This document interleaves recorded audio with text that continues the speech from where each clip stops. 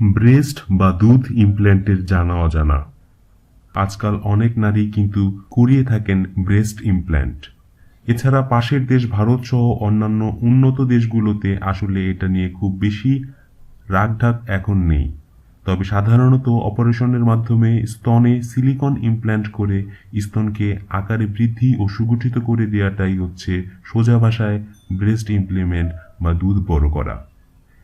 এর উদ্দেশ্য একটাই, সৌন্দর্য বৃদ্ধি। কিন্তু এই সৌন্দর্য বৃদ্ধির পার্শ্ব প্রতিক্রিয়াগুলো কি কি? স্তনে অপারেশনের পর কি বাচ্চাকে দুধ খাওয়াতে সমস্যা হয়? সন্তানের আকার কি নষ্ট হতে পারে? ঝুঁকিগুলো কি কি? এই সমস্ত প্রশ্নের জবাব নিয়ে আজকে তাজা খবরে আপনাকে অভিনন্দন। ব্যাপারটি আসলে কি?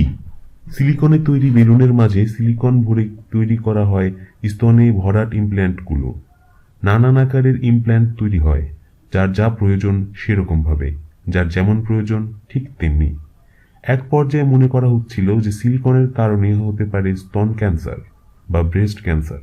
তখন সিলিকন বেলুনের মাঝে সাধারণ স্যালাইন ওয়াটার ভরেও ইমপ্ল্যান্ট তৈরি করা হয়েছে। তবে অনেক কিছু মিলিয়ে এই সিলিকন ইমপ্ল্যান্টই গ্রাহকদের বেশি পছন্দ। যদিও সিলিকন থেকে ক্যান্সার হবেই না এমনটা জোর করে বলা কোনো অবকাশ নেই। স্তনের নিজের ভাঁজে কেটে এই ইমপ্ল্যান্টগুলোকে বসিয়ে দেওয়া হয়। ভাঁজের মাঝেই অপারেশনের দাগ হারিয়ে যায়। অপারেশনের পর মোটামুটি 20 থেকে 25 বছর এই ইমপ্ল্যান্টগুলো ঠিকঠাক থাকে। তবে মোটামুটি 10 বছর পেরিয়ে গেলেই সমস্যা দেখা দিতে পারে। মাঝে মাঝে ডাক্তারি পরীক্ষা নিয়ে নিশ্চিত হতে হবে সবকিছু ঠিক আছে কিনা। এখন জানবো সুবিধা ও অসুবিধা। ব্রেস্ট ইমপ্ল্যান্টের সুবিধা যে সৌন্দর্য বৃদ্ধি সে কথা তো বলাই বাহুল্য, তবে অসুবিধার দিকটিও জেনে রাখুন। ইমপ্ল্যান্টের পর আপনি শতভাগ নিশ্চিত বিষয়টি মোটেও তেমন নয়। প্রতিনিয়ত আপনাকে ডাক্তারের তত্ত্বাবধানে থাকতে হবে। যার যার শরীর নিজের গঠনের সাথে সমঝোতা করে নিয়েই বড় হয়। হুট করে স্তনের আকার বড় বা ভারী হয়ে গেলে মারাত্মক পিঠে ব্যথা সহ কোমরে ও কাঁধের ব্যথা হতে পারে। স্তনের উপর খুব বেশি চাপ পড়ে এমন কাজ করলে ডাক্তাররাই সাধারণত মানা করে থাকেন।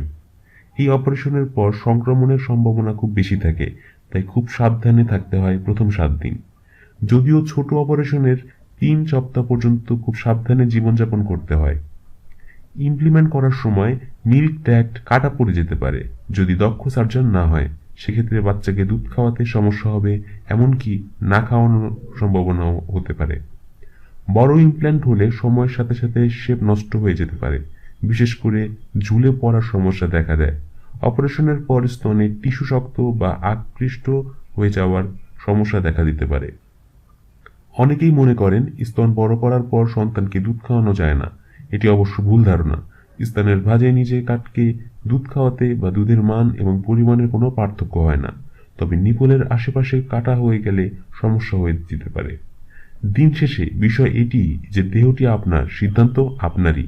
হুজুকে গা না ভাসিয়ে দিয়ে বুঝে শুনে সঠিক পরামর্শটি গ্রহণ করুন। জানুন, গুগলে সার্চ দিন, ইন্টারনেটে ব্রাউজ করুন, আরো বেশি ভালোভাবে জেনে তারপরে একটি সিদ্ধান্ত নেবেন। সাবস্ক্রাইব করুন।